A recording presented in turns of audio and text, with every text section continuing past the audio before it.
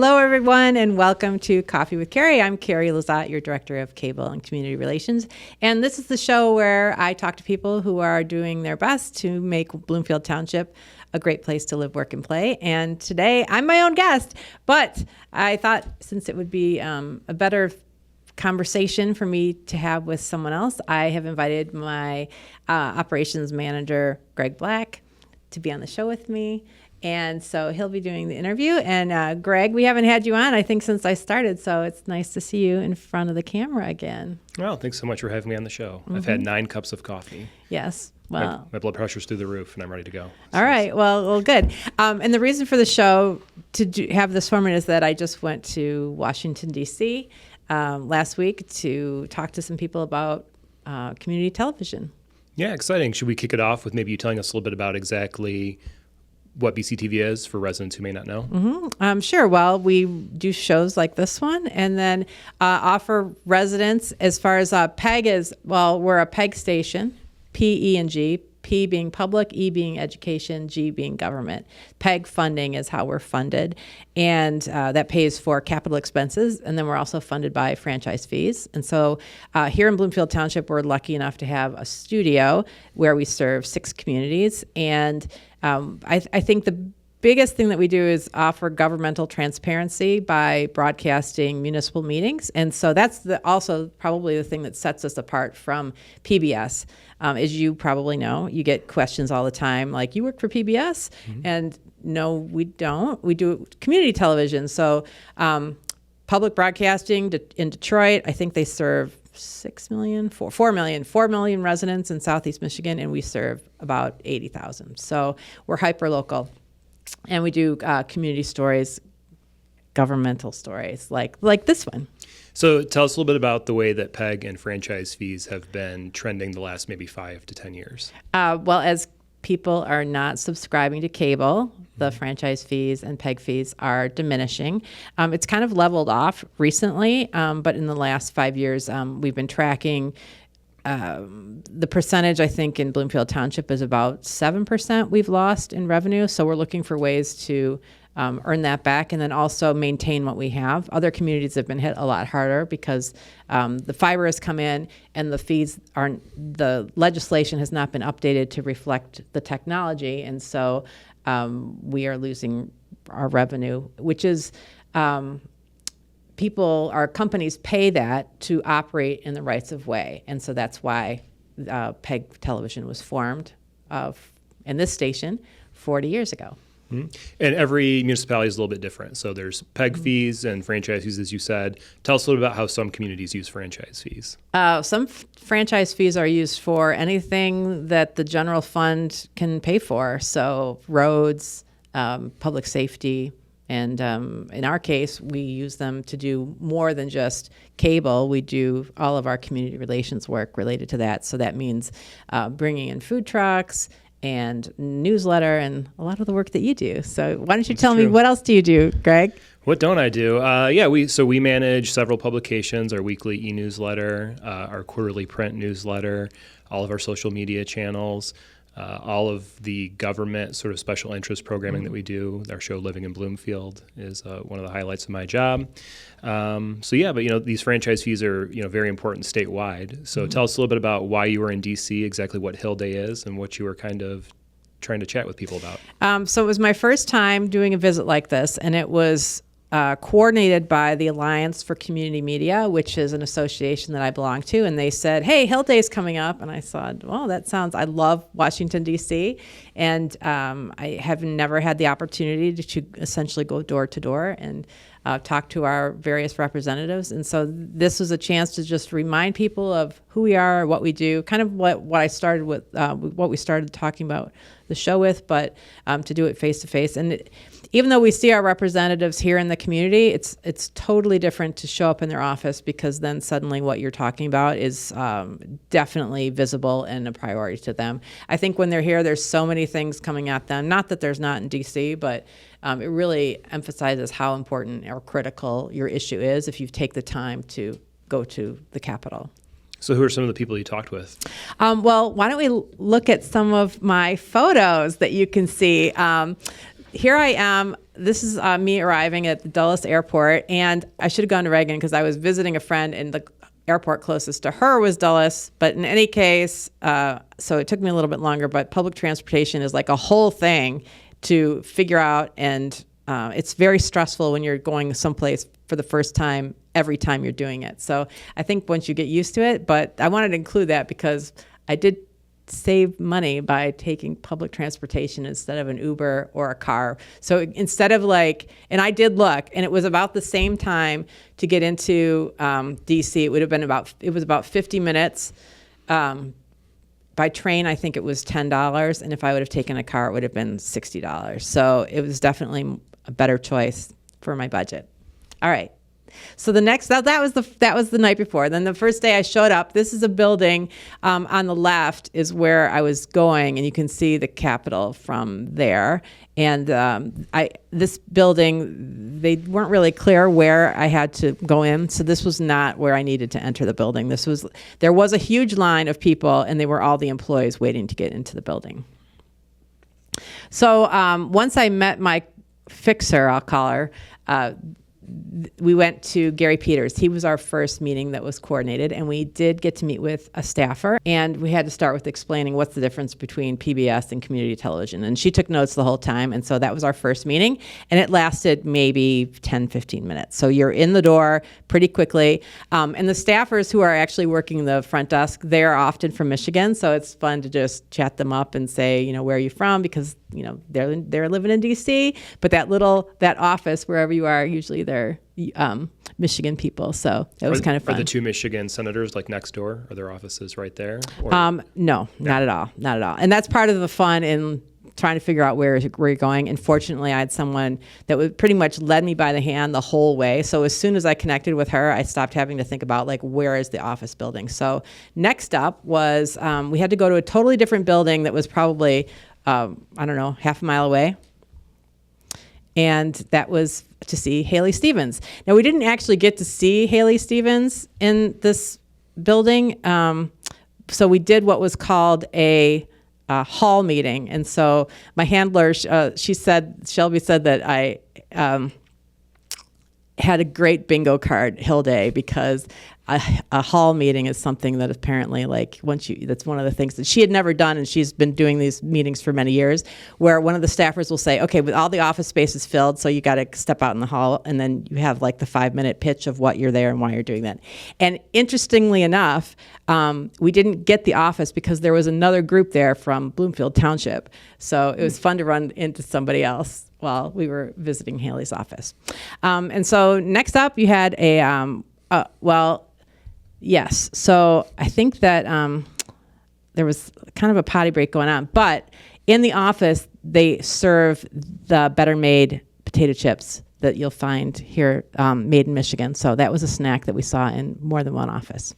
And then we had this really interesting, kind of a lobby area in the women's restroom in this building, which I found this just to be very visually interesting. And it's kind of like a bar set up, what's happening in this restroom. So I don't know. That's next door to Haley's office, and I just thought it was worth including because you can find inspiration anywhere. And so I just thought that was kind of interesting. Good place to corner your local representative, maybe. If you find Right. So after we went to Haley's office, it was time for some real lunch, and then you go to the basement of this building, and this is the part where this is a Dunkin' Donut ice cream place, and then there's another area where a cafeteria, and the halls are pretty quiet, but everyone is in this area eating and getting lunch, and so you can tell this is where meetings are happening, and you really have to kind of find a spot in order to sit down. So after lunch, we had a little bit of time to take a few photos in front of the Capitol. So that was in between where Haley's office is, and then who is our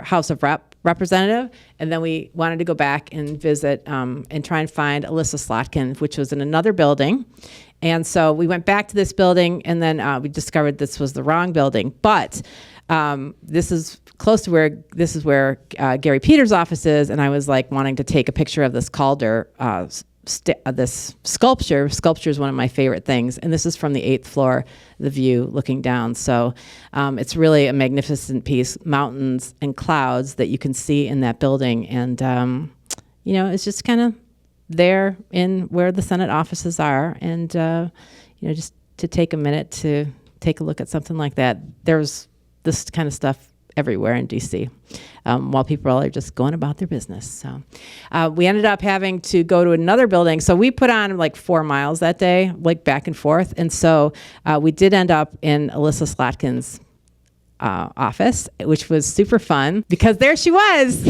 I was taking my picture and she was like, oh, we can do better than that. And she came and took a picture with me, which was kind of fun. And I'll tell you, that jacket is buttery soft leather. So I did put my arm around her like we're old friends because we're going to be old friends, Alyssa. So next up, Rashid Tlaib's office, and she's a rep for Franklin. And so I'm pointing to where I live in Franklin, and I got to put a pin in that spot, which I thought was pretty cool. So I was excited about that.